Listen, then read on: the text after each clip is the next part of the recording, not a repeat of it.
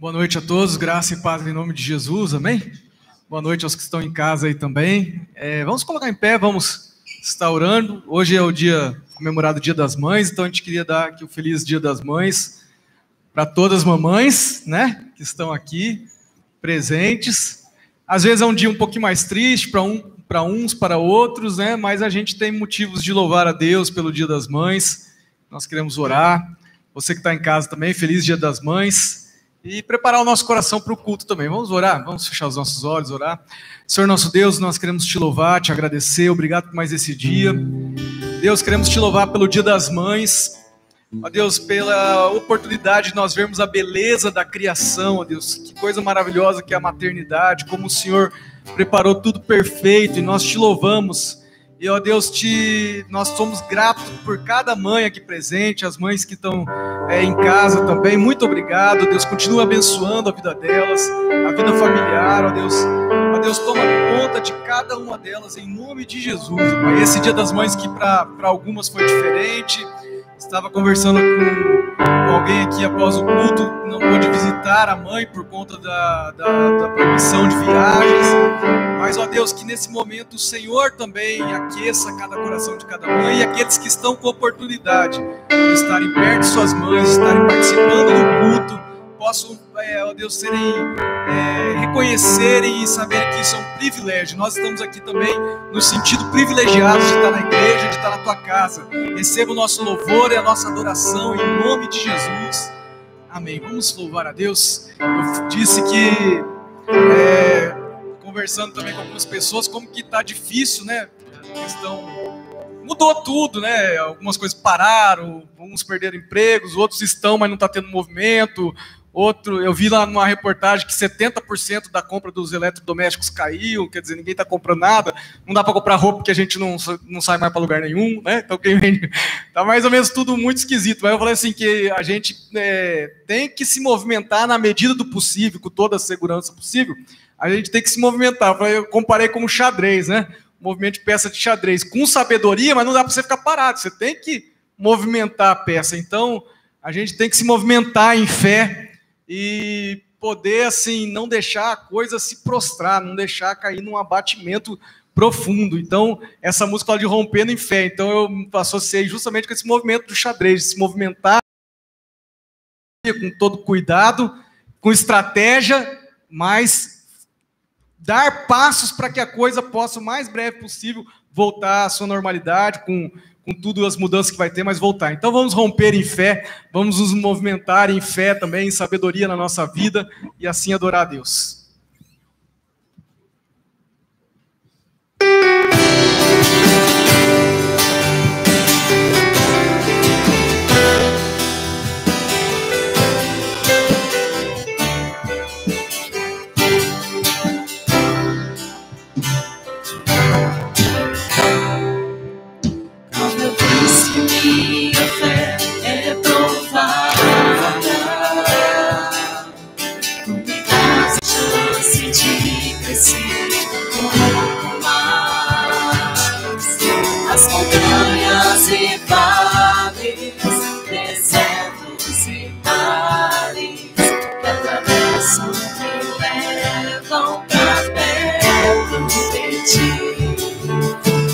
Provações não são maiores que o meu Deus, e não vão me impedir de caminhar.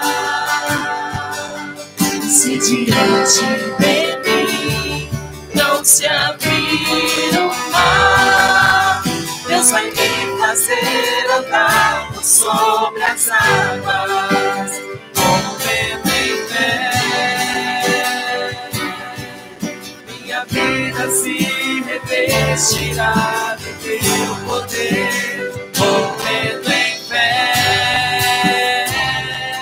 Com ousadia vou mover o sobrenatural, vou lutar e vencer, vou plantar e colher.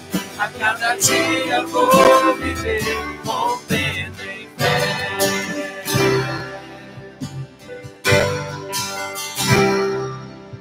Cada vez que a minha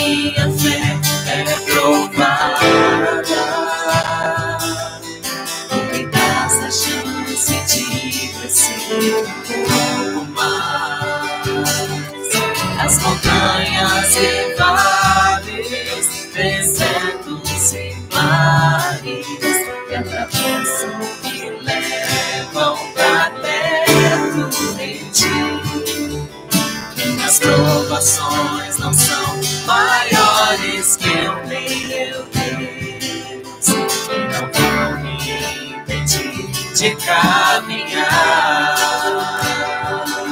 Se diante de mim não se abrir o mar, Deus vai me fazer andar por sobre as águas, rompendo em fé. Minha vida se revestirá do seu poder, rompendo em fé. Com ousadia vou mover o sobrenatural. Vou lutar e vencer, vou plantar e colher. A cada dia vou viver, rompendo em fé, rompendo em fé. Minha vida se revestirá do teu poder, rompendo em fé. Com ousadia vou mover o sobrenatural. Vou lutar e vencer, vou plantar e colher. A cada dia vou viver, rompendo em fé. A cada dia vou viver, rompendo em fé. Deus, pode se assentar. E movimentando em fé também, falando em movimento em fé também, as mulheres cristãs em missão, o grupo feminino aqui da igreja, o grupo de mulheres aqui da igreja, que não tem idade, vai de adolescente, jovens, moças, vai de tudo quanto é idade, né? É o grupo feminino da igreja. Também se movimentou em fé também, para poder retornar às suas atividades, né? E vão voltar às atividades no dia 22 desse mês, que é uma sexta-feira, aqui na igreja, às 19h30, né? E é um movimento de fé, porque ainda não vai ter a janta, né? É um movimento de fé, porque é uma reunião para orar e para ouvir a palavra de Deus. Então é um passo que elas entenderam no coração, um passo estratégico, que era um momento de estar orando, de estar buscando a Deus, de começar a se movimentar também, mas com toda a precaução. Não vai ter a janta no final, não vai ter a aglomeração, mas vão estar aqui para estar orando e buscando a Deus. É isso, né, Juliana? Então, dia 22, às 19h30, a MCM volta às atividades com foco mais na oração e na palavra, para poder também começar a se movimentar como num xadrez em fé, para que Deus possa também estar abençoando. Na última semana desse mês também tem a semana de oração. Na última semana, né? É a semana de oração da manhã, tá? Então voltamos também com a semana de oração da manhã nesse mês também, para a gente poder se movimentar em fé, como nós estamos sempre tomando os cuidados com o gel, com tudo aí, mas orando e buscando esse movimento para que quando a gente já possa estar tudo normalizado, a gente já esteja assim. Sabe aquele time que vai começar o campeonato e ele faz como é que eles falam? Uma pré-temporada, né? Tem uma pré-temporada. A gente tem que estar nessa pré-temporada, porque se for esperar a coisa liberar para começar a correr, então a gente tem algumas coisas que a gente tem que estar na pré-temporada para quando liberar a gente poder estar na atividade. Os jovens estão com o Clube da Comunhão também, o culto de sábado, às 19 horas, está sendo às 19 horas, então também estamos com o clube. E na quarta-feira agora a gente vai terminar o estudo sobre a questão do sábado, né? Eu fiz uma introdução na quarta-feira passada sobre a questão do sábado, que é uma introdução, mas que, como eu disse, eu acho que é a questão mais importante, que é entender o sábado, ampliar. E nós vamos terminar agora com a parte do livro de Hebreus nessa quarta-feira. Eu perdi a introdução, não tem problema, porque apesar de eu vou retomar alguma coisa assim, mas o livro de Hebreus por si só já vai explicar muita coisa sobre a questão do sábado. Então, se você não veio, pode vir na quarta-feira sem problema nenhum, ok? E você que por acaso só está acompanhando em casa, acompanhe, termine o estudo também aí em casa, a questão do sábado. Vamos louvar a Deus com os nossos dízimos, as nossas ofertas, enquanto a gente canta o hino aqui, que a nossa fé Jesus vai contemplar. Você também se movimenta em fé e adora a Deus com o que Deus tem te dado também.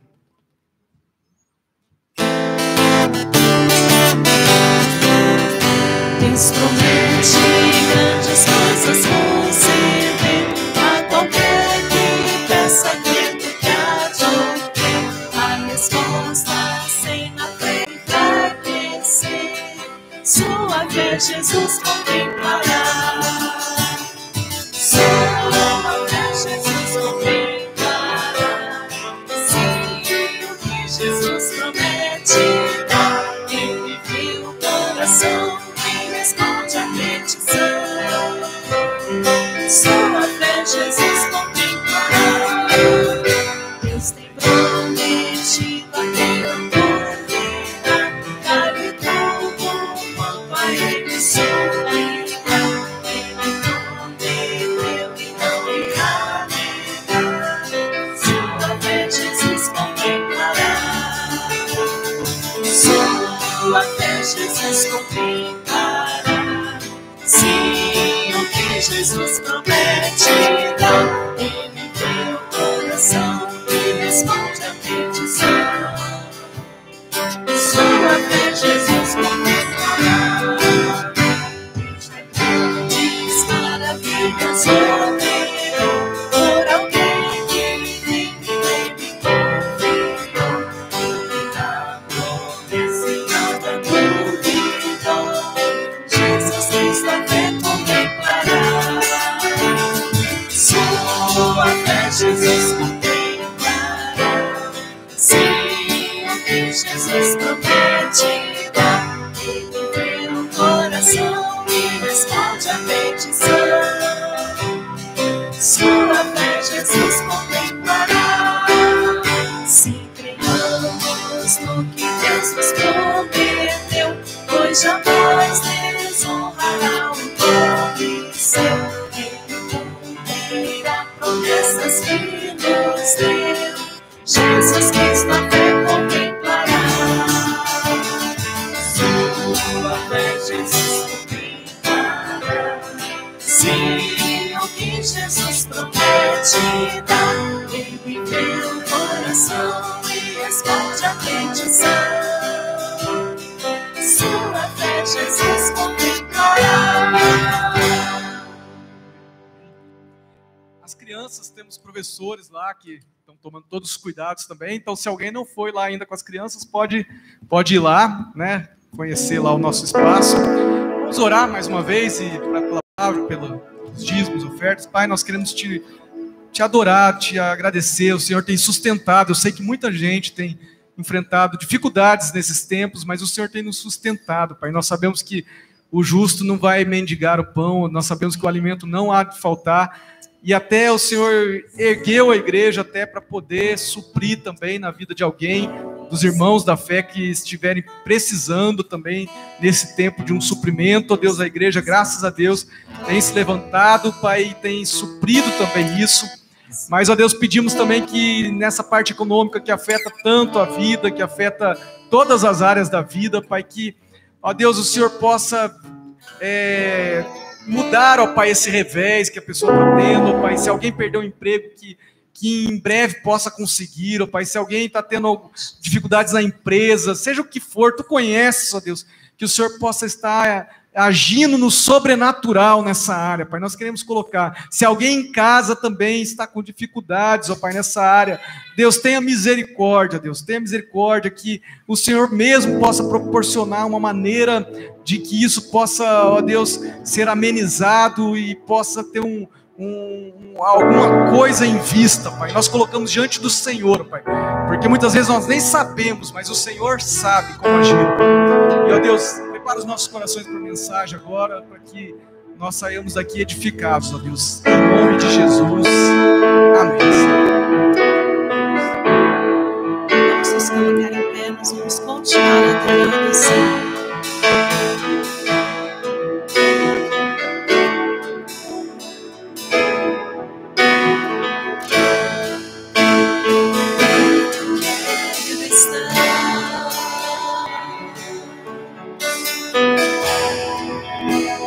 Junto aos teus pés,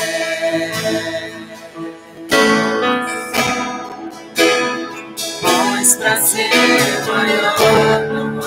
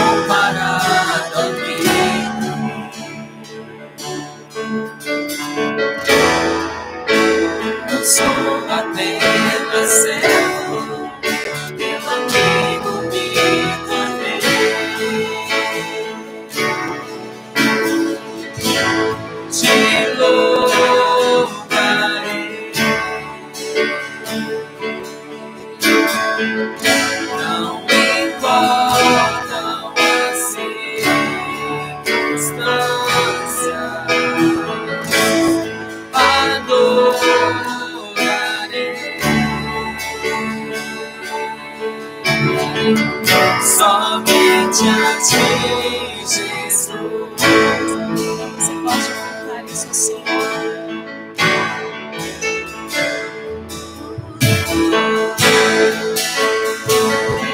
Quero estar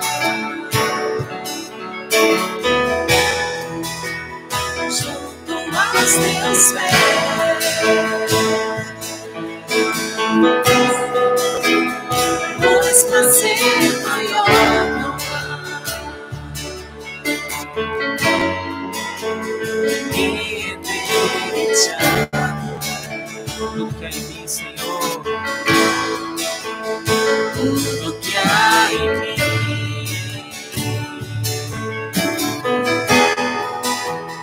Quero te ofertar.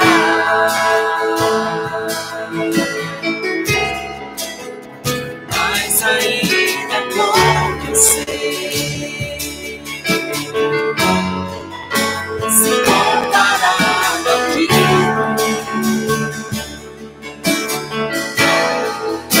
não sou apenas servo, teu amigo e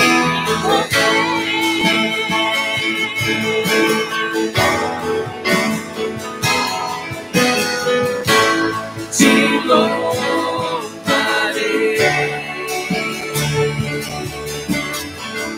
Não importam as circunstâncias, adorarei.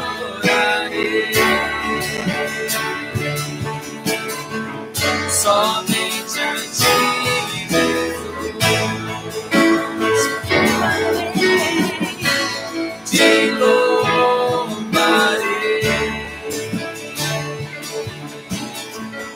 Não importam as circunstâncias, adorarei.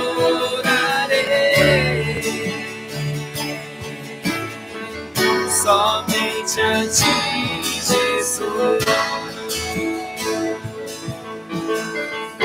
Somente a ti, Jesus. Somente a ti, Senhor. Somente a ti, Jesus. Nós nos rendemos ao Senhor. Queremos nos render aos teus pés, Pai. Aleluias.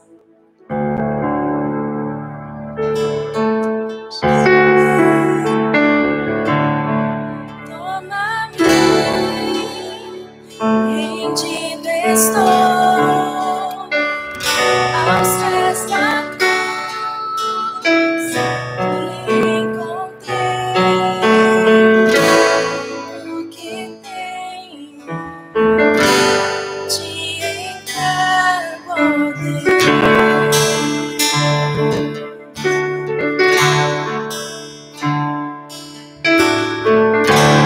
Vem limpar as minhas mãos, purificar meu coração, que eu ande em tudo que tu tens pra mim.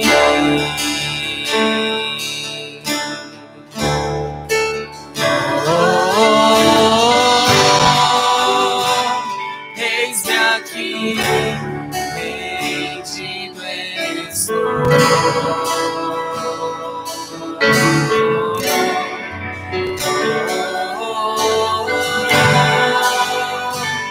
Eu sou teu e tu és meu,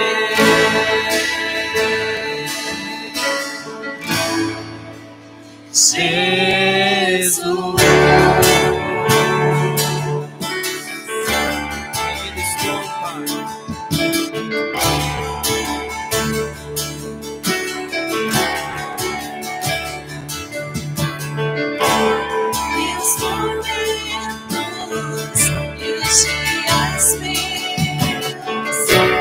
Respirar,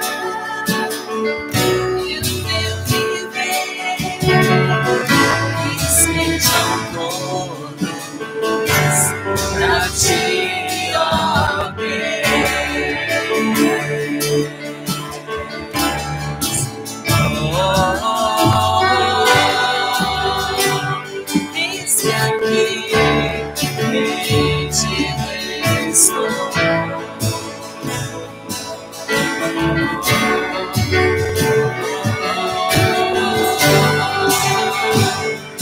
sou teu e tu és meu.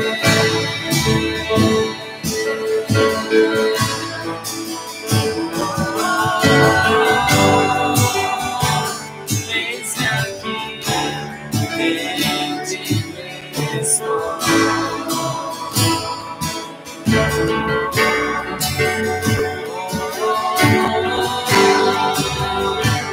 Eu sou teu e tu és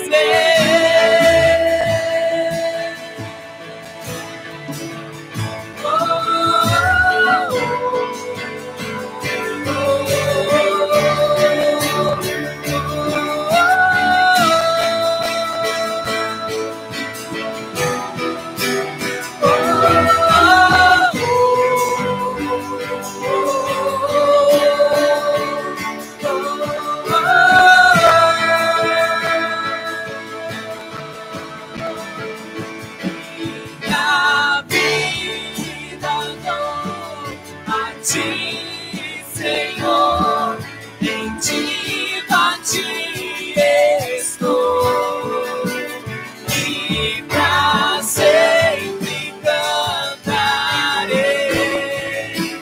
Faz em mim o teu querer, minha vida dou a ti, Senhor, rendido a ti estou, e pra sempre cantarei.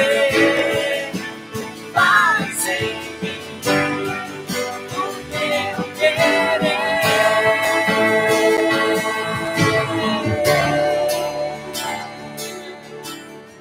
Senhor, as nossas orações através da tua palavra, Pai. Deixa, Senhor, Senhor, ter ministrado algo no nosso coração, Deus, que não venha ser diferente nesse último tempo, Deus. Divina nas nossas vidas, Pai.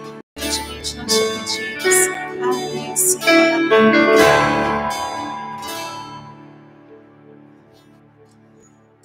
Amém. Pode se assentar. Boa noite a todos. Paz de Cristo. Aquele que está, se tem alguém conosco aí pela primeira vez, seja bem-vindo, em nome de Jesus. Parabéns às mães também, pelo Dia das Mães. Que Deus possa abençoar cada um, o pessoal de casa que está no grupo de risco, acompanhando os cultos nesse tempo online. Que Deus possa abençoar a vida também, abençoar a sua casa. E eu peço que você abra sua Bíblia no livro do profeta Jeremias, capítulo 32. Enquanto isso, eu queria fazer um pedido especial ao pessoal de casa, né? Nós aqui estamos num ambiente em que nós temos reverência ao Senhor, é um ambiente preparado de culto. Que o seu ambiente na sua casa também seja assim, que você não esteja como quem está diante de um computador tão somente, de um celular, mas que você esteja como quem está diante de Deus, para que você possa receber a palavra do Senhor e possa fazer da sua casa, nesse momento, realmente um ambiente de culto e de reverência ao Senhor, porque assim deve ser.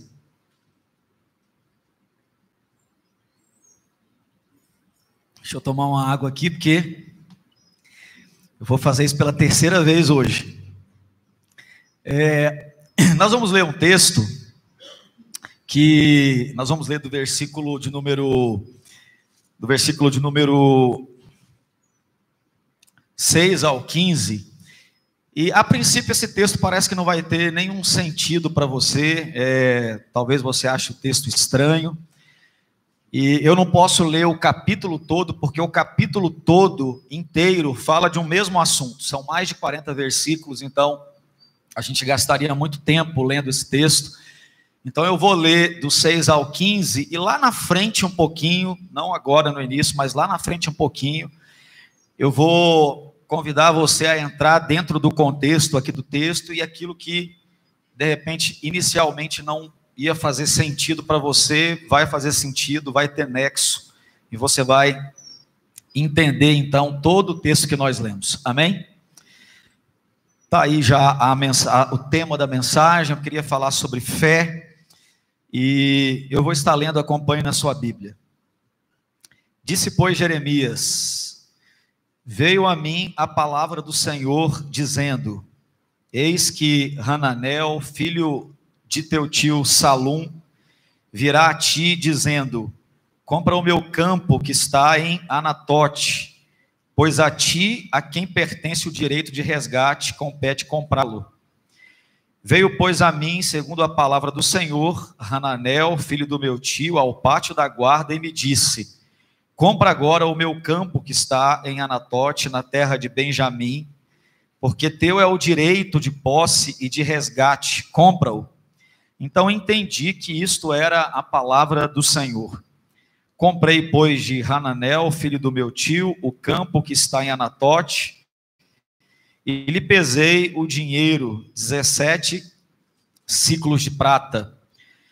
Assinei a escritura, fechei-a com selo, chamei testemunhas, pesei-lhe o dinheiro numa balança, tomei a escritura da compra, tanto a selada, segundo mandam a lei, os estatutos, como a cópia aberta. Dei-a a Baruque, filho de Nerias, filho de Maazéias, na presença de Hananel, filho do meu tio, e perante as testemunhas que assinaram a escritura da compra, e na presença de todos os judeus que se assentavam no pátio da guarda. Perante eles dei ordem a Baruque, dizendo: assim diz o Senhor dos exércitos, o Deus de Israel: toma essa escritura de compra, tanto a selada como a aberta, e mete-as num vaso de barro, para que se possam conservar por muitos dias. Porque assim diz o Senhor dos exércitos, o Deus de Israel: ainda se comprarão casas, campos e vinhas nessa terra. Amém? Vamos orar. Senhor, nós te agradecemos pela tua palavra, que assim como o Senhor falou no culto pela manhã, no culto agora das 17 horas, que não seja diferente nesse, que o nosso coração, a nossa vida seja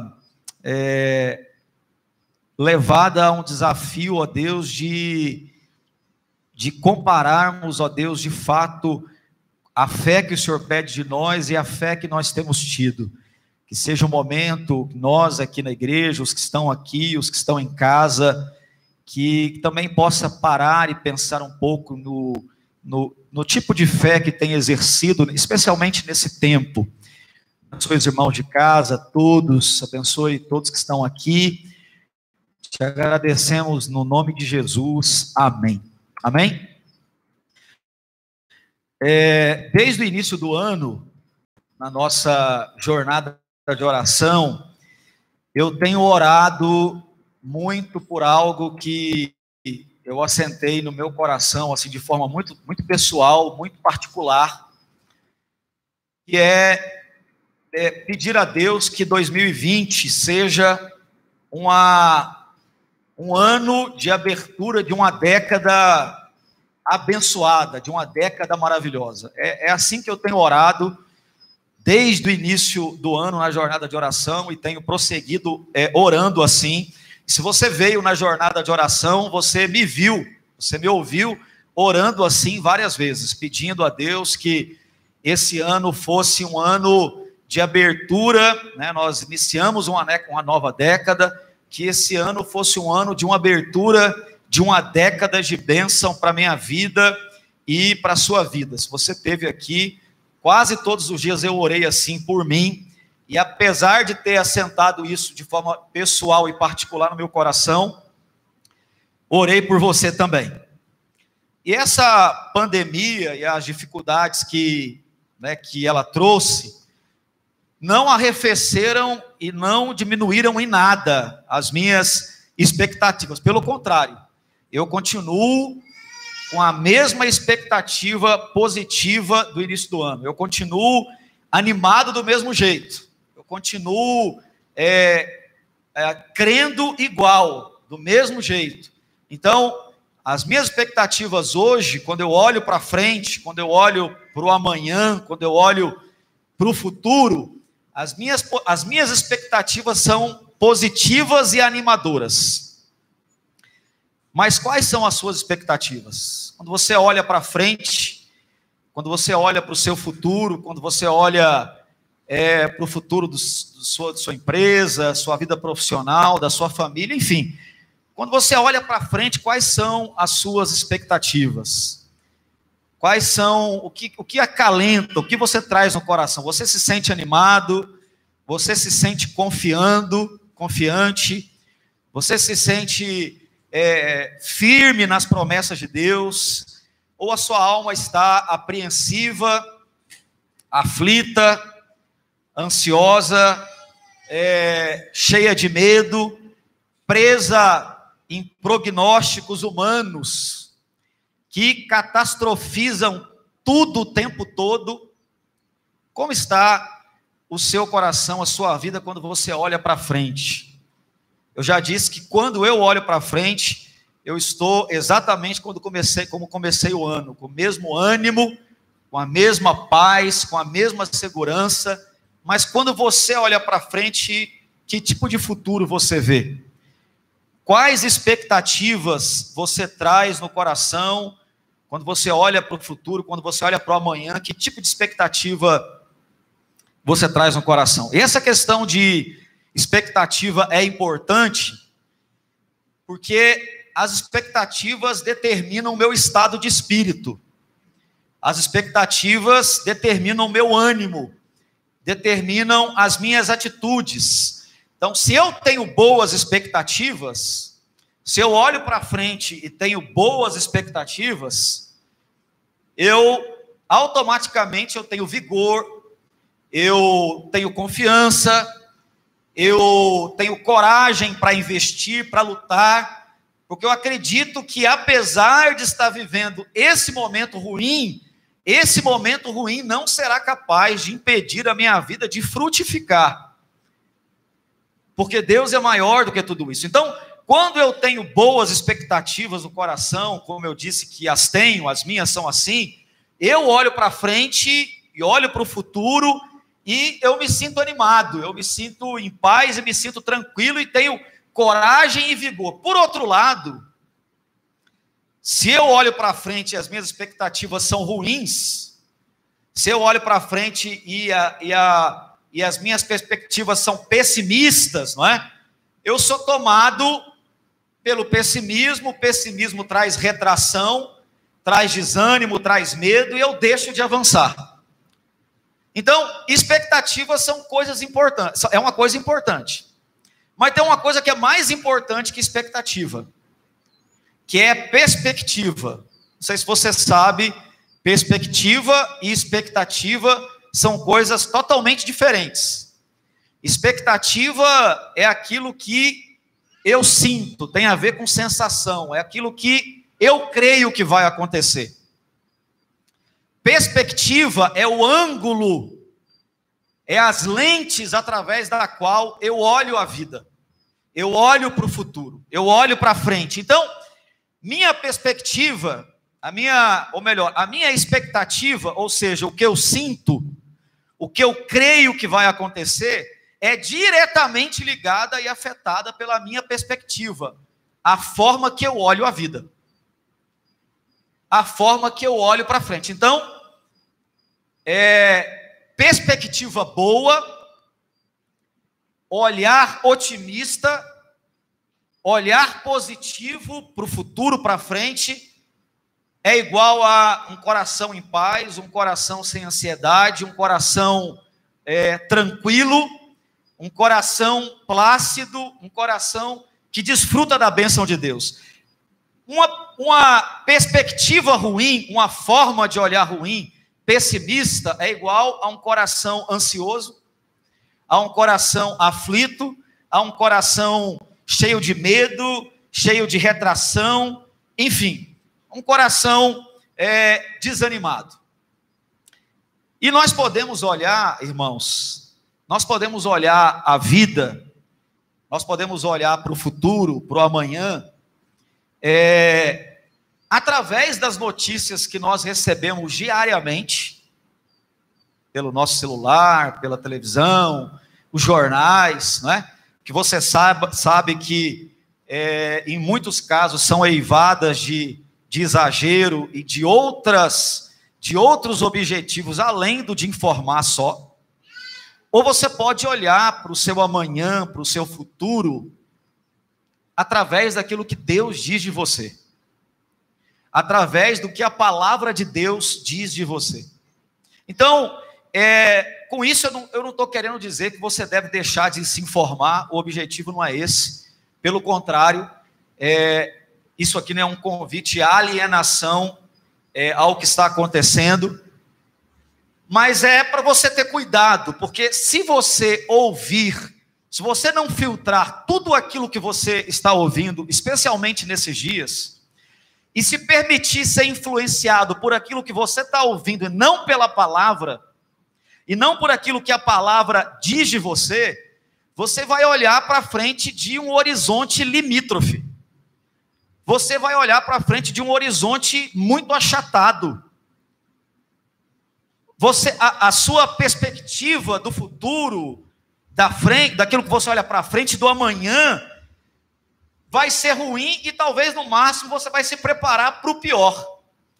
Então, você tem, como filho de Deus, como servo de Deus, a opção de você olhar e encarar tudo que está acontecendo nesse momento, através daquilo que você recebe diariamente, que você lê diariamente, de notícias, de vídeos, de jornais, por aí vai. Ou você tem a opção de se informar, de filtrar, de saber que há muita coisa, né, além do que a gente imagina dentro disso, mas mesmo assim, você olhar para o seu futuro e olhar para o seu amanhã a partir daquilo que a palavra de Deus diz a você. E o meu desejo nessa noite é convidar você a olhar para o seu futuro, para o seu amanhã, a partir de uma plataforma de fé. O meu desejo é convidar você a olhar para o seu amanhã e olhar para frente a partir de um lugar mais alto, que a palavra de Deus nos proporciona. E essa plataforma de fé é construída pela própria palavra de Deus. E nós que somos filhos de Deus, somos elevados a essa posição de filhos de Deus, nós podemos olhar tudo isso que está acontecendo de uma maneira completamente diferente, de uma perspectiva totalmente diferente, que vai trazer esperança, que vai trazer ânimo, que vai trazer alegria, apesar do momento que você está passando. Então, nós que somos da fé, veja bem, nós que somos da fé, nós temos um grande privilégio de servir a Deus. Nós sabemos que Deus está no controle de tudo. A Bíblia diz que até os fios de cabelo da sua cabeça estão. Deus está no controle de tudo.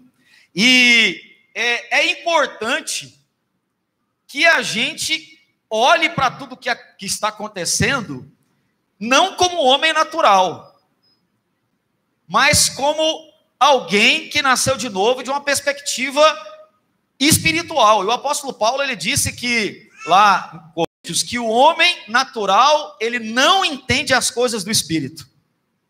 Porque as coisas do Espírito se discernem espiritualmente. Mas o homem espiritual discerne todas as coisas. Depois ele termina no versículo 16, dizendo assim: nós temos a mente de Cristo. Então, se nós temos a mente de Cristo, nós temos a possibilidade de olhar para tudo isso que está acontecendo de uma forma completamente diferente. E não faz o menor sentido que o cristão tenha a mesma postura num momento como esse, como alguém que não é da fé. Por exemplo, a nossa visão, a nossa perspectiva da morte é completamente diferente da perspectiva de um ímpio. Porque nós sabemos que a vida aqui terminando, nós que somos salvos por Jesus, nós temos uma vida muito melhor esperando. Aquele que não tem a Cristo, não tem essa perspectiva. Então, nós que somos da fé, olhamos para a morte e para outras coisas com uma visão completamente diferente. Do mesmo jeito, irmãos, que não faz o menor sentido para um cristão olhar para tudo isso e ter atitudes diante de tudo que está acontecendo, porque eu me assusto, eu realmente me assombro quando eu vejo algumas pessoas que são da fé desesperadas de medo. Eu realmente me assombro. Pessoas que estão dominadas pelo medo, refém do medo. E você percebe em poucas palavras que você conversa com a pessoa, que a perspectiva que ela tem do futuro, da frente, do amanhã, é totalmente humana, totalmente natural, não há esperança ali. Não há ânimo ali, e consequentemente não há ânimo. Porque é ruim, a expectativa também é ruim. Se a forma que eu olho é cheio de negativismo, de pessimismo, a expectativa ela vai ser igual, ela vai produzir a mesma coisa nas minhas expectativas.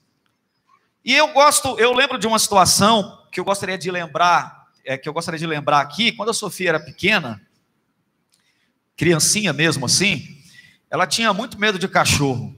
Eu não sei o que houve, ela sofreu tipo um trauma assim, e ela gostava de cachorro, ela admirava, gostava, mas ela não conseguia se aproximar do cachorro. Uma vez até eu comprei um cachorro, um poodle, preparei ela que eu ia levar o cachorro para casa. Ela, tá bom e tal. Quando eu cheguei com o cachorro em casa, ela não conseguia se aproximar do cachorro, e eu tive que dar o cachorro, porque ela não conseguiu vencer o medo dela. Num determinado dia, eu estava na frente de casa, e eu quero usar isso como ilustração, para que isso fique firme no seu coração, que eu estou falando. Veio um cachorro, com o rabinho balançando, né? E a gente conhece a expressão corporal do cachorro. Cachorrinho pequeno, que veio para brincar. Na hora que ela viu o cachorro vindo, ela ficou desesperada, ela ergueu os braços assim, e ela queria que eu pegasse ela no colo, e eu peguei ela no colo assim, ela já quase chorando, e na hora que eu fui entrar para casa, ela falou, não pai, pode ficar aqui. Porque da perspectiva do pai agora, aquilo não era mais um problema. Da perspectiva do pai dela, aquele cachorro que naquele momento representava um medo, deixou de representar qualquer coisa. Porque na perspectiva do pai, ela estava segura.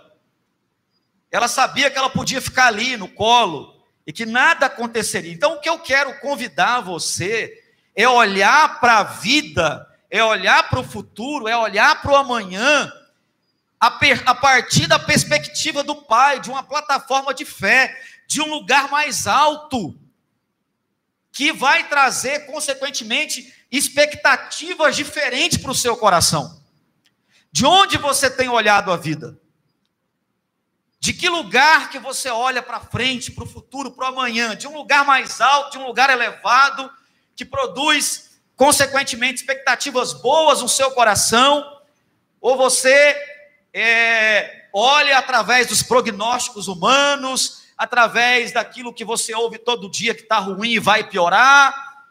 O meu convite é que você tome a decisão de olhar o seu futuro e olhar para frente através desse lugar mais alto, do colo do pai, da perspectiva do pai.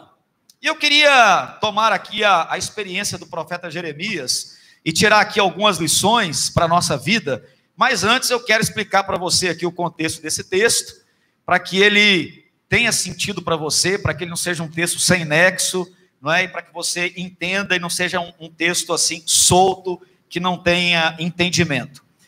Jerusalém estava cercada pelos inimigos, e ela seria invadida em poucos dias, e ela seria arrasada completamente, destruída pelo rei Nabucodonosor, pelos babilônios, e Jeremias sabia disso. Ela seria queimada, era uma situação caótica.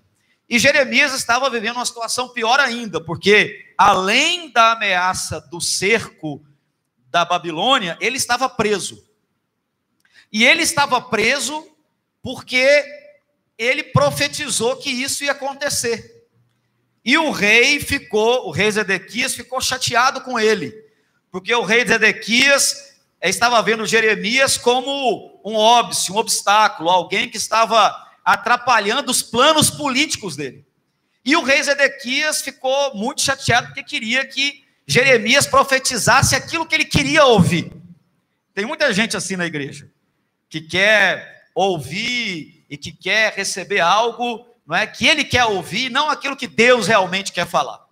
E é interessante a gente ler o versículo do 1 ao 4, para isso trazer mais consistência para você, do capítulo 32 de Jeremias. Diz assim: palavra que veio a Jeremias da parte do Senhor no 10º ano de Zedequias, rei de Judá, ou 18º de Nabucodonosor. Olha só. Ora, nesse tempo, o exército do rei da Babilônia cercava Jerusalém.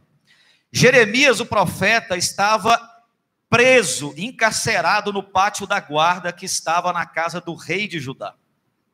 Pois Zedequias, rei de Judá, o havia encerrado, dizendo: por que profetizas tu que o Senhor disse que entregaria esta cidade nas mãos do rei da Babilônia e ele a tomaria?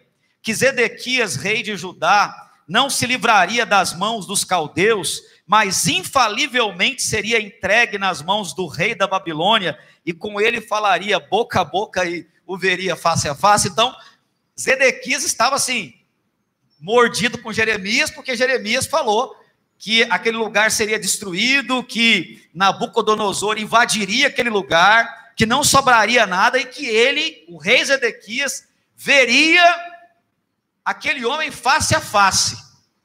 E Zedequias ficou muito chateado, porque não era isso que ele queria ouvir de Jeremias, mas Jeremias era um profeta que falava a verdade e aquilo que Deus colocava no coração dele. Pois bem, é nesse contexto que Jeremias estava preso, que veio a palavra de Deus a Jeremias, dizendo assim: um primo seu, filho do seu tio, vai te pegar, e ele vai te oferecer um campo, e eu quero que você compre esse campo.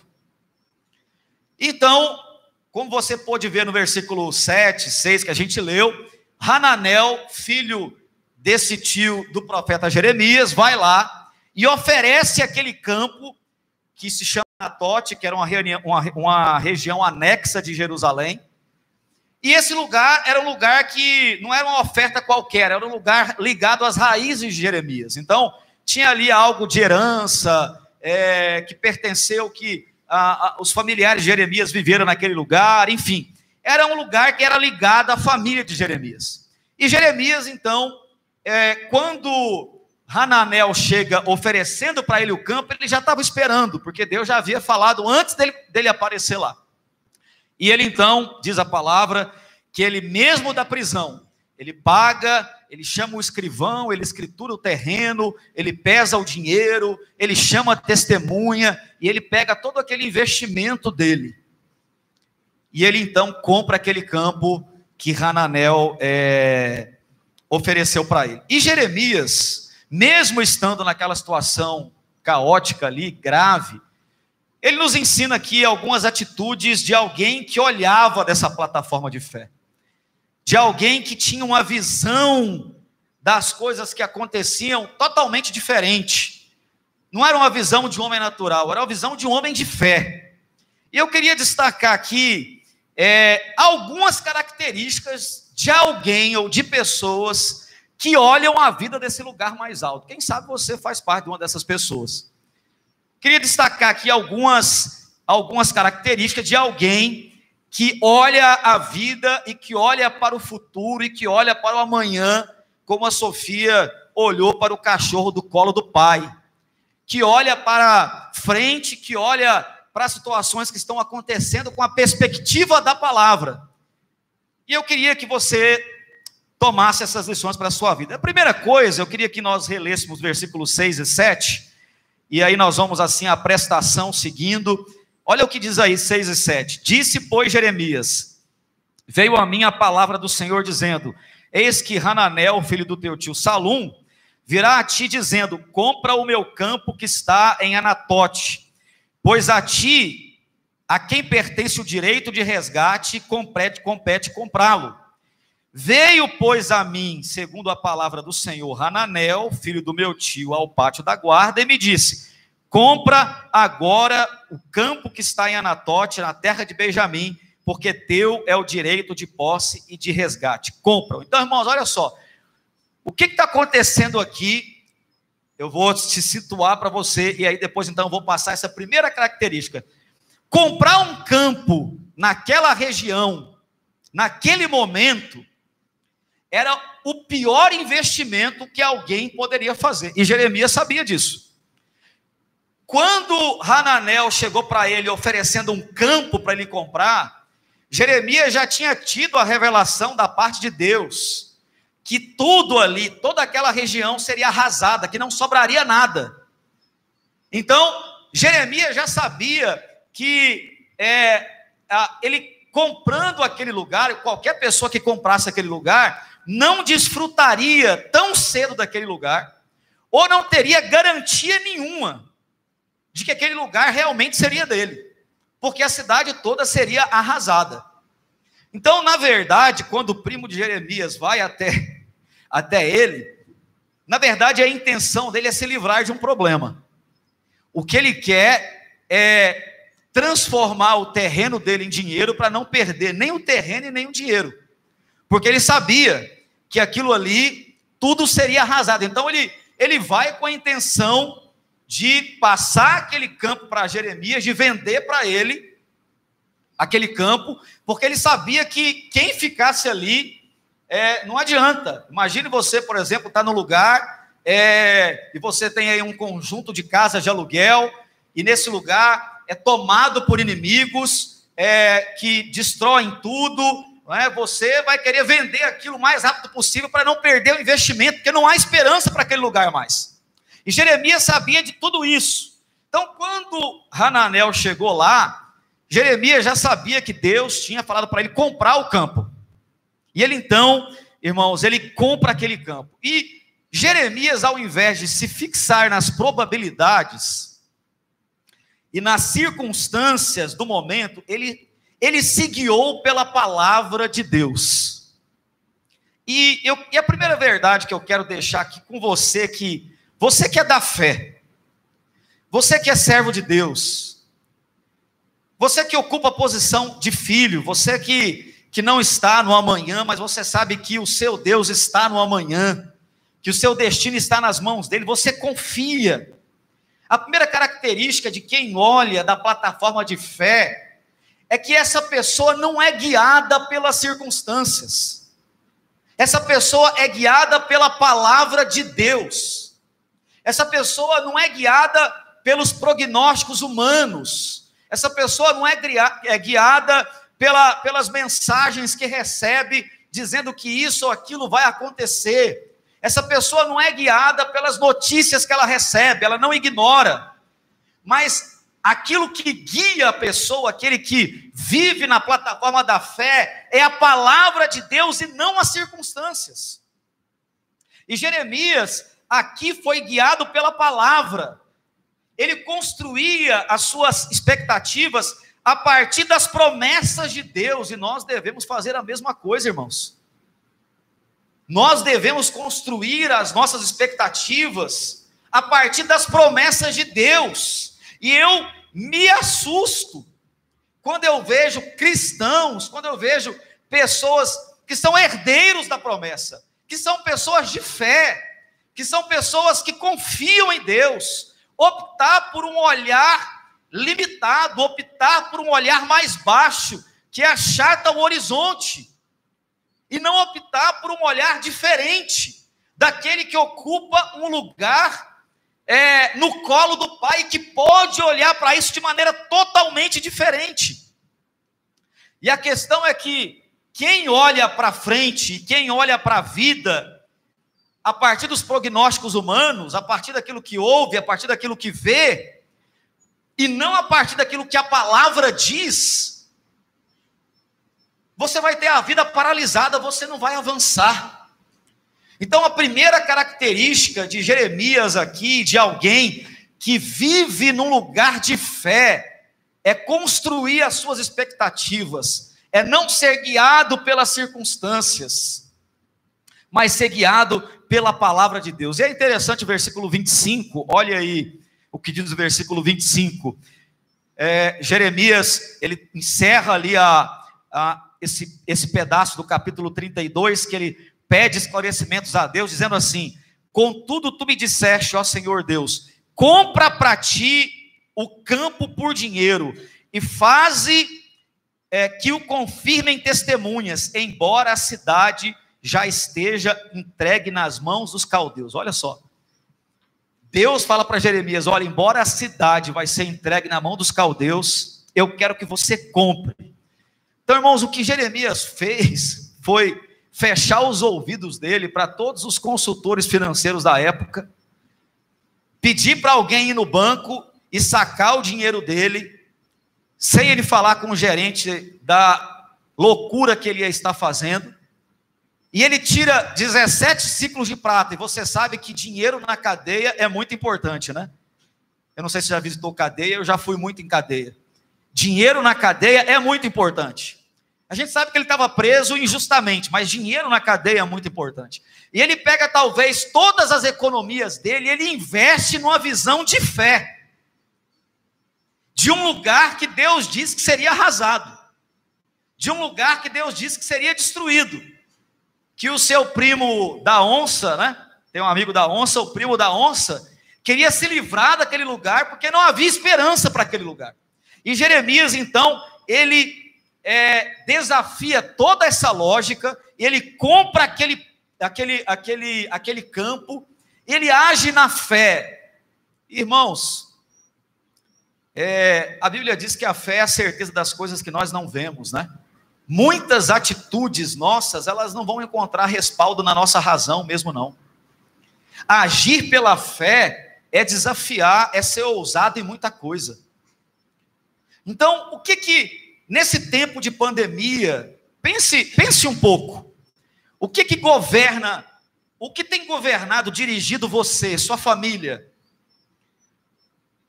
A palavra de Deus.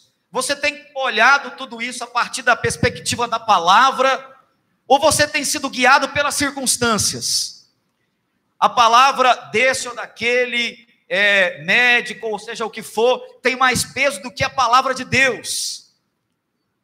Então, nós somos da fé, e nós temos a mente de Cristo, e quem tem a mente de Cristo pode olhar para essa circunstância, deve olhar de uma maneira completamente diferente, e não faz sentido nós nos comportarmos igual àqueles que não têm fé. Com isso eu não estou dizendo para você sair e ser negligente, não é isso, mas você também não precisa ficar paralisado, porque não é a sua casa que vai te proteger, não são só os seus cuidados que vão te proteger. Lembra o que o salmista diz? Se Deus não guardar a cidade, o que acontece? Em vão trabalham o sentinela. Então, acima de tudo, a nossa confiança precisa estar nos planos de Deus. Eu preciso ser guiado por Deus, pela palavra de Deus. E eu preciso olhar para frente, para o futuro, para tudo, a partir daquilo que Deus diz ao meu respeito. A partir das promessas de Deus, e não a partir daquilo que eu fico escutando aí todos os dias. Então, meus irmãos, a fé é uma loucura mesmo. A fé é trocando em miúdos a definição do autor de Hebreus, não tem razão nenhuma, é a certeza das coisas que não se veem. Foi o que Jeremias fez. Ele compra um campo sabendo que a cidade ia ser completamente destruída.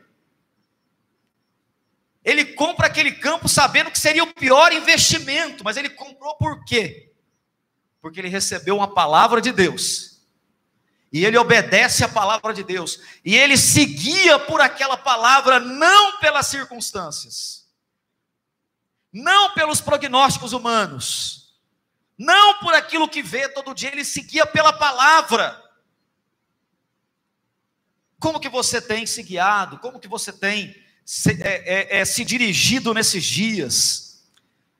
E eu quero convidar você a ser guiado pela palavra de Deus, a não ser guiado pelas circunstâncias, a não deixar de se informar, mas entender que há necessidade de filtrar o que você ouve, há necessidade de você deixar ter cuidado para que a palavra de Deus influencie você e não outra coisa. Porque senão você vai ter sua vida paralisada. E não é isso que Deus está nos chamando para fazer. Então, a primeira característica de alguém que vive, que olha a vida da plataforma de fé, é que essa pessoa, ela é guiada pela palavra, ela é guiada pelas promessas, ela não é guiada pelas circunstâncias, e quando chega essas circunstâncias ruins, ela consegue manter a paz, ela consegue manter a tranquilidade, ela se sente segura, porque ela sabe que Deus está no controle de todas as coisas, amém? Deus está no controle de todas as coisas. Segundo lugar, que é a segunda característica de Deus, de um homem de fé, e que olha a vida da plataforma de fé. Ele considera a promessa de Deus o ativo mais valioso que um homem pode ter. Tem alguém aqui que tem Bitcoin? Tem alguém que tem Bitcoin aqui? Além do Anderson, tem alguém que tem Bitcoin? Quanto está valendo o Bitcoin? 58 mil. A promessa de Deus é o ativo mais precioso que um homem pode ter. Vale muito mais do que você imaginar. Então, quando Jeremias ele toma aquela decisão de investir os 17 ciclos de prata que ele tinha, é porque ele sabia que a promessa de Deus valia muito mais do que aquele dinheiro que ele estava dispondo. Ele sabia que a promessa de Deus tinha um valor superior. E ele então investe tudo aquilo que ele tinha numa visão de fé, porque ele sabia que a promessa de Deus é um ativo muito mais valioso do que qualquer outra coisa. Irmãos, eu tenho certeza que Deus tem promessas para a sua vida, para a sua família, né, para o seu ministério, para a sua vida profissional. Então, você precisa se apropriar dessas promessas, entender que isso é algo de um valor inestimável.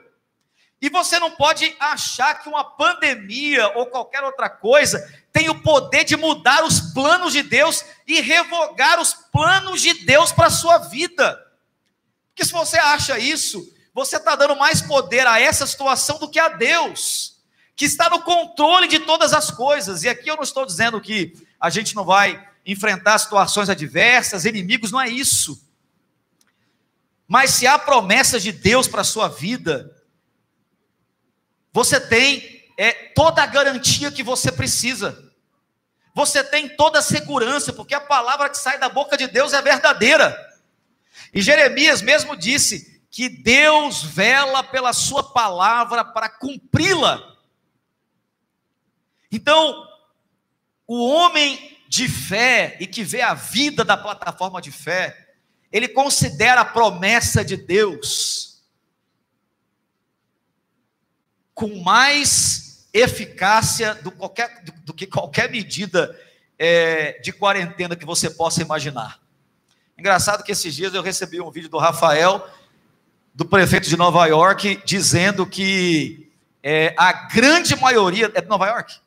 A grande maioria das pessoas que foram acometidas do Covid lá, foram pessoas que obedeceram a quarentena desde o início. Desde o início. Então, quer dizer, se tiver que pegar, se tiver que passar por alguma situação dessa, a gente vai enfrentar, e com Deus a gente enfrenta o que tiver que enfrentar. A questão é essa. Então, a promessa de Deus, ela é o ativo mais valioso. A promessa de Deus é a medida mais protetiva que você pode ter na sua vida. Você tem promessa de Deus para você? Você tem? Então, isso é o mais importante. E quais são as promessas de Deus para a sua vida? São várias, né? Para a minha também. Então, se você tem promessa, viva, meu irmão, sob a perspectiva dela. Viva debaixo dessa promessa. Viva debaixo dessa palavra. Viva debaixo dessa visão de fé. Viva viva com essa atitude de quem olha a vida do colo do Pai. De quem olha as situações terríveis que podem acontecer no colo do pai, sabe que está seguro no colo do pai. E você saber que você está no colo do pai, você vai passar por qualquer coisa, enfrentar qualquer coisa, porque há promessas de Deus sobre a nossa vida. E as promessas de Deus são o ativo mais valioso que o homem pode ter. São as medidas de proteção mais valiosas que o homem pode ter. E Jeremias, então, ele investe aquela situação, ele investe todo aquele valor, aquele dinheiro, porque ele sabia que, eu não lembro agora quanto que valia 17 ciclos de prata na época, mas era muito dinheiro e talvez era quase todo o dinheiro que ele tinha. E ele pega todo aquele dinheiro, o ativo que ele tinha e troca aquilo pela promessa de Deus, porque ele sabe que a promessa de Deus iria garantir. E ele tanto sabia que no versículo, se você quiser acompanhar aí no versículo de número 15, ele abre a boca e diz: porque assim diz o Senhor dos Exércitos, Deus de Israel, ainda se comprarão casas e campos e vinhas nessa terra. Porque ele sabia que por mais que aquilo tudo seria invadido, ele abre a boca e ele declara uma palavra de fé e diz: ainda nesse campo que eu comprei, se plantarão vinhas, se edificarão coisas. Então, a pessoa que olha a vida dessa plataforma de fé, desse lugar mais alto, ela considera as promessas de Deus o maior ativo que um homem pode ter. Ela considera a promessa de Deus o maior meio de proteção que ela pode ter. Ela considera a promessa de Deus como aquilo mais precioso. E terceiro e penúltimo lugar, quem olha a vida da plataforma de fé está disposto a pagar o preço para alcançar aquilo que deseja em oração. Versículo 8 e 9, vamos reler. Diz assim: veio, pois, a mim Hananel, filho do meu tio, segundo a palavra do Senhor, ao pátio da guarda, e me disse: compra agora a minha herdade que está em Anatote. Só até aqui. Sabe o que significa Anatote? Anatote significa resposta de oração. Então, o que Deus diz para Jeremias é: Jeremias, pague o preço pela resposta de oração. Pague o preço por aquilo que você quer ver acontecer no sobrenatural. Pague o preço por aquilo que você só vai ver se você orar, porque do ponto de vista natural não vai acontecer. Pague o preço por aquilo que você deseja em oração. E é interessante, irmãos, que Jeremias, a gente leu esse texto no versículo 10 e 12, ele diz assim, antes dele orar, no versículo 16, ele diz assim: assinei a escritura, fechei com selo, chamei testemunhas, pesei o dinheiro numa balança, tomei a escritura da compra, tanto selada quanto a cópia aberta, segundo manda a lei. Sabe o que Jeremias nos ensina aqui? Que pagar o preço por algo que eu desejo em oração é muito além do que verbalizar um pedido. Porque Deus ouve muito mais a nossa postura do que as nossas palavras.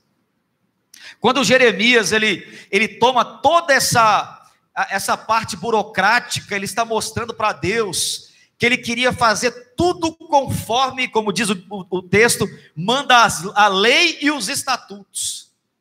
Depois, no versículo 16, é que ele abre a boca para orar. Então, Jeremias nos ensina aqui, pelo menos duas coisas que é importante que esteja na oração de alguém que está pagando o preço por algo. A primeira, postura, atitude.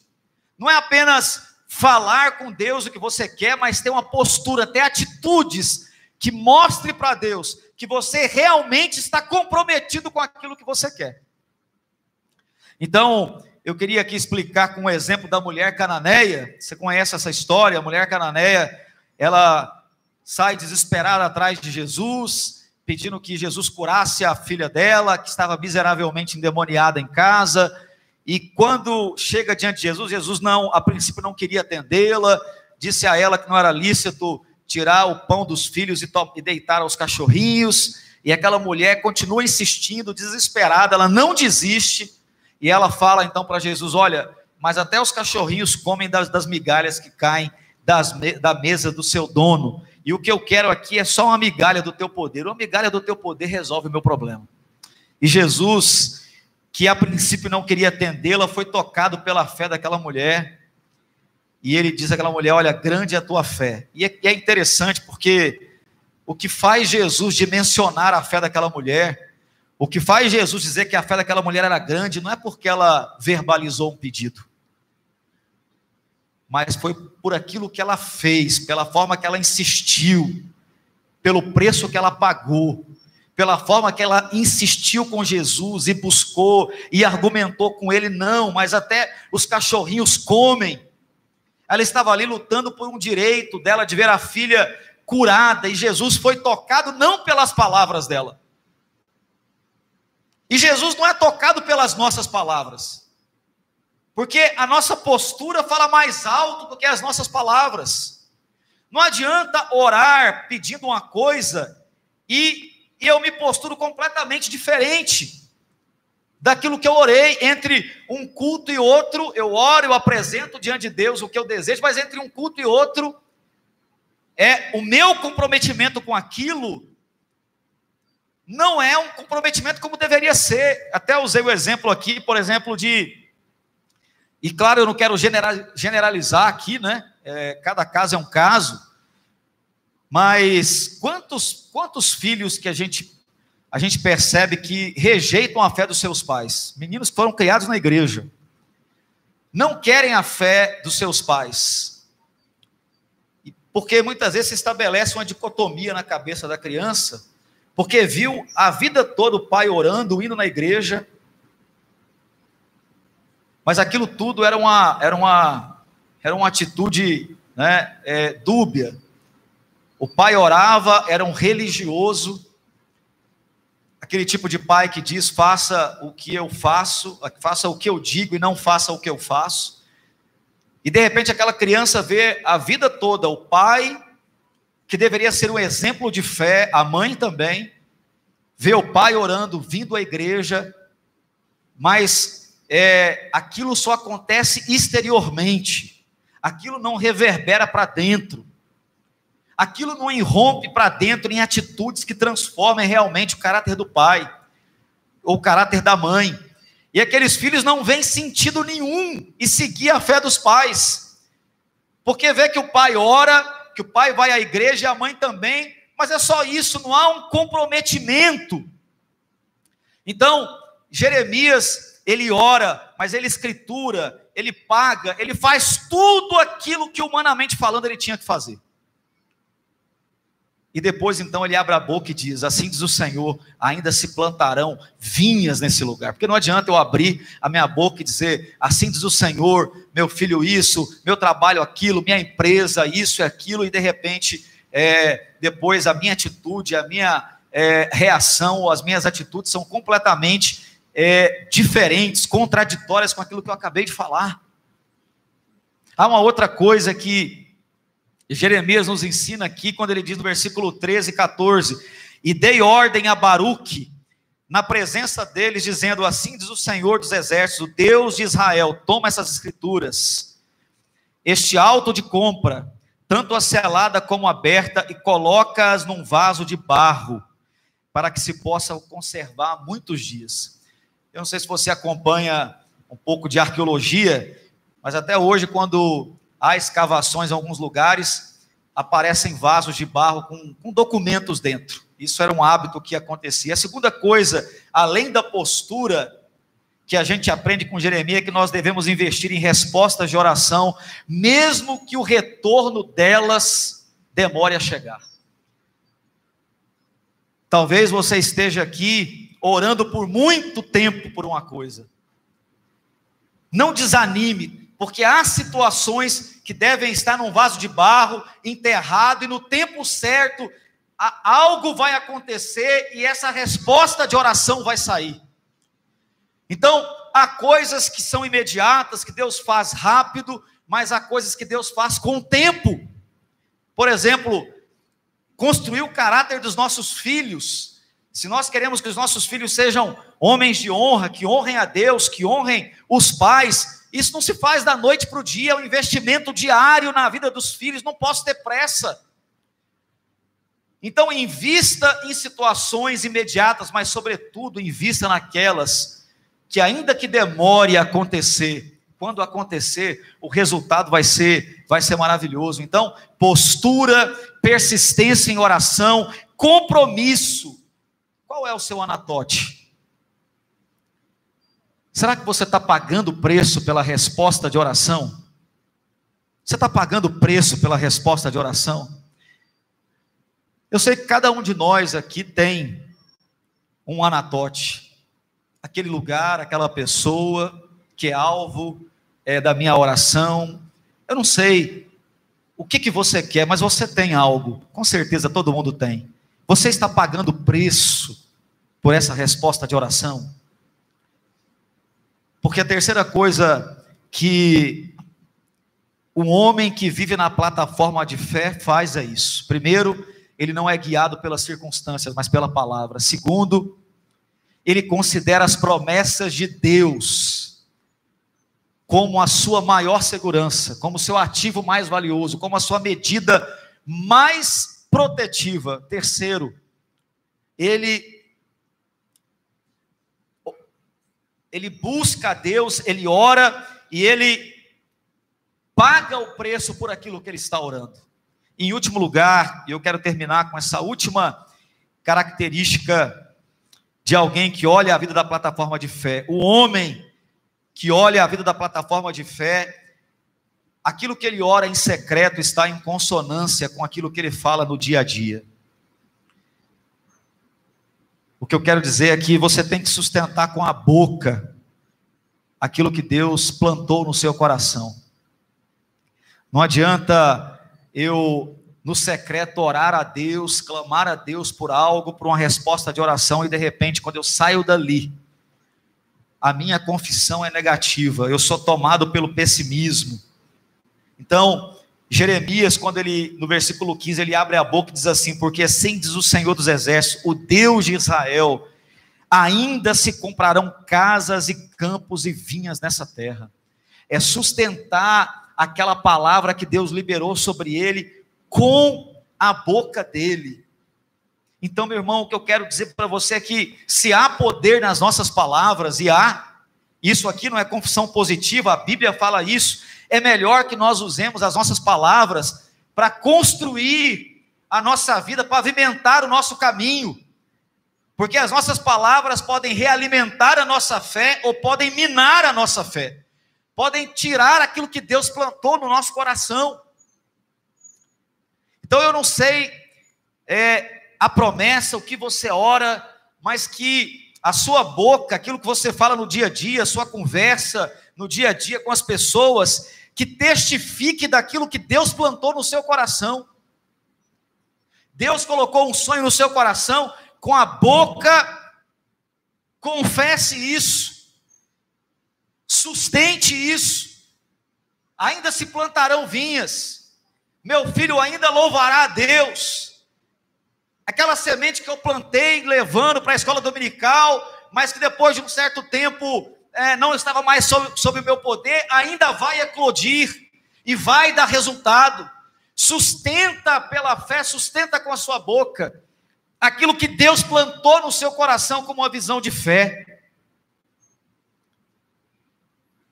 E não seguir pelos prognósticos, não seguir por aquilo que você vê por aí, porque essas coisas alimentam ou minam a sua fé. Eu gostaria de chamar a equipe de louvor aqui. Nós vamos louvar a Deus com aquele cântico do início. Minha avó já está indo. E eu queria orar. Vamos colocar de pé aqueles que puderem. Eu queria, enquanto a equipe de louvor se prepara aqui, feche os seus olhos. Responda para si mesmo. Você olha a vida, você olha para frente a partir de qual perspectiva? Você olha a partir dos prognósticos humanos, a partir de notícias, ou você olha a partir da palavra de Deus? O que está tendo mais peso para você nesses últimos dias? Aquilo que a Bíblia, a palavra diz de você, ou aquilo que os homens estão dizendo que vai acontecer e que vai piorar e etc e tal? Você confia mais na sua capacidade de se proteger ou na de Deus? Como que você olha? Como é que você tem olhado para frente? Como é que você tem olhado para o seu futuro, para o seu amanhã? Como o exemplo que eu dei da minha filha no colo do pai, e que do colo do pai percebe que não há nada para temer. Do colo do pai não há nada para temer. Do colo do pai, aquele cachorro que talvez, por causa de um horizonte achatado, pequeno, de uma perspectiva de quem olha do chão, talvez aquilo convergia-se num leão. Mas quando o pai toma, continua contemplando, porque não há mais lugar para o medo. No colo do pai não há lugar para o medo. No colo do pai não há lugar para temores, para desconfiança. No colo do pai há segurança. No colo do pai há paz. No colo do pai há coração seguro. No colo do pai não há aflição, não há ansiedade. No colo do pai, ainda que tudo se tumultue em minha volta, no colo do pai eu consigo ter paz. E a palavra de hoje é para convidar você a olhar a sua vida a partir do colo do pai, a partir de uma plataforma de fé. Se você está olhando para a sua vida de um lugar baixo, de um lugar que não permite você ter uma visão do horizonte que Deus tem para você, e você tem olhado um horizonte achatado, limitado, quero dizer para você que você é filho de Deus, e você pode olhar para tudo isso, e a sua mente, a mente de Cristo que habita em você, decodificar isso que os seus olhos captam de uma maneira diferente, porque a nossa mente capta aquilo que os nossos olhos eles enxergam. Então a mente de um homem natural, quando capta as imagens que vê nos jornais, quando capta aquilo que vê no mundo, se desespera. Mas aquele que tem a mente de Cristo, quando capta as imagens do mundo, ele olha para aquilo com uma perspectiva diferente, ele olha para aquilo com uma visão completamente diferente. E porque possui uma perspectiva diferente, possui expectativa diferente. As expectativas, apesar dos prognósticos humanos, a sua expectativa está em Deus, porque Ele não é guiado pelas circunstâncias, Ele não é guiado como Hananel foi guiado, abrindo mão de um terreno que supervalorizaria depois, mas porque uma visão humana, uma visão limítrofe, uma visão rasa, se desfez daquele terreno achando que era esperto, achando que estava ganhando alguma coisa, perdeu algo muito maior depois, porque foi guiado pelo medo, porque foi guiado pelas circunstâncias e não pela palavra. E Jeremias, apesar de todo o prognóstico negativo, ele se permitiu ser guiado pela palavra. Eu imagino Jeremias dizendo: Deus, eu não sei como que isso vai valer alguma coisa, tudo vai ser destruído, eu só tenho esses 17 ciclos de prata, eu não tenho mais nada, esse dinheiro é importante para mim, mas se o Senhor está me propondo trocar isso pela tua promessa, eu troco na hora. Se o Senhor está dizendo que a tua promessa é um ativo mais valioso do que esses 17 ciclos de prata, eu compro o campo agora. E ele então investe numa visão de fé. Ele abre mão da razão para ficar com aquilo que Deus disse. Então, se você está aqui sendo guiado pelas circunstâncias, você está aqui, ao mesmo tempo que alguém vem e te conforta, você recebe um vídeo, um WhatsApp, dizendo: outra coisa, com outras notícias, lá está você de novo desesperado, morrendo de medo, o tempo todo preocupado, em pânico. Meu irmão, não é isso que Deus tem para você e para mim. E você pode passar por tudo isso de uma maneira completamente diferente. Não é que a gente não vai ser atingido. Não é que algum de nós pode ou não, em algum momento, ter que lutar com alguma enfermidade. Mas a nossa confiança não está no álcool em gel. A nossa confiança não está na máscara. A nossa confiança não está em nenhuma medida que a gente possa tomar, apesar de ser importante. Porque pessoas que tomaram essas mesmas medidas também morreram. É isso que o salmista diz quando ele declara: se o Senhor não cuidar da cidade, em vão trabalha o vigia. Se o Senhor não edificar a casa, em vão trabalham aqueles que a edificam. Uns confiam em carros, outros em cavalos, mas nós faremos menção do nome do Senhor. Olho para os montes e declaro: de onde vem o socorro? Meu socorro vem do Senhor, que fez os céus e a terra. Como os montes de Sião estão em volta de Jerusalém, assim o Senhor está em volta do seu povo. Quem vive, quem olha a vida da plataforma de fé, é isso que, é com essa perspectiva que ele olha a vida. Não age como Hananel, igual doido, preocupado: eu vou vender isso aqui, eu vou me esconder, eu vou fazer isso, porque é o fim, vai acabar tudo.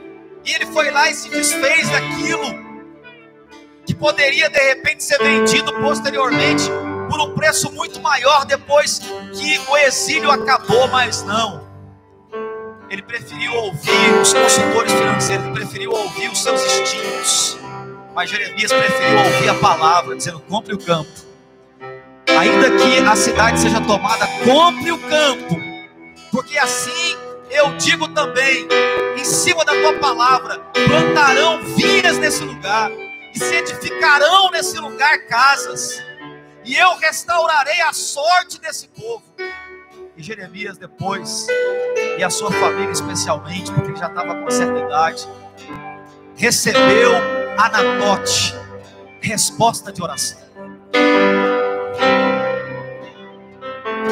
Jeremias também nos ensina que quem quer Anatote tem que estar disposto a pagar o preço. O que você quer? Não adianta você só orar, você só falar. Não adianta você só verbalizar. Isso não passa de palavras. Se comprometa como aquela mulher cananeia. Insista com Deus. Argumente com Ele. Clame a Ele. Mostre que suas atitudes demonstram muito mais fé do que as suas palavras. E sobretudo, não se desanime de orar pelas coisas que estão demorando, porque muitas vezes há pedidos de oração que estão nos potes de barro, mas no momento certo esses potes virão para fora, e nós receberemos essas respostas de oração. Eu queria convidar você a cantar mais uma vez, Rompendo em Fé. E eu queria orar pela sua vida. E se você quiser apresentar alguma situação diante de Deus, se você quiser dar um passo aqui à frente, eu quero orar pela sua vida. Se há algum Anatote, se há algo que Deus sabe que você quer muito, e você quiser dar um passo aqui na frente de fé, eu quero orar pela sua vida. Se não há, fique à vontade onde você está. Se você não quiser também, fique à vontade onde você está. Vamos orar, vamos louvar a Deus com esse cântico novamente, Rompendo em Fé. E faça desse cântico uma oração, uma declaração realmente da sua vida, crendo mesmo que se o mar não se abrir, Deus é capaz de fazer você andar sobre as águas. Amém? Vamos louvar ao Senhor, vamos colocar nossas vidas diante de Deus, vamos clamar a Deus. Vai orando a Deus, vai clamando ao Senhor. Talvez Você se vê muito distante dessa fé. Mas a Bíblia diz que sem fé é impossível agradar a Deus. E é essa fé que Deus requer de nós. Então peça a Deus essa noite essa fé. Vamos declarar e vamos louvar ao Senhor. Minha fé é provada.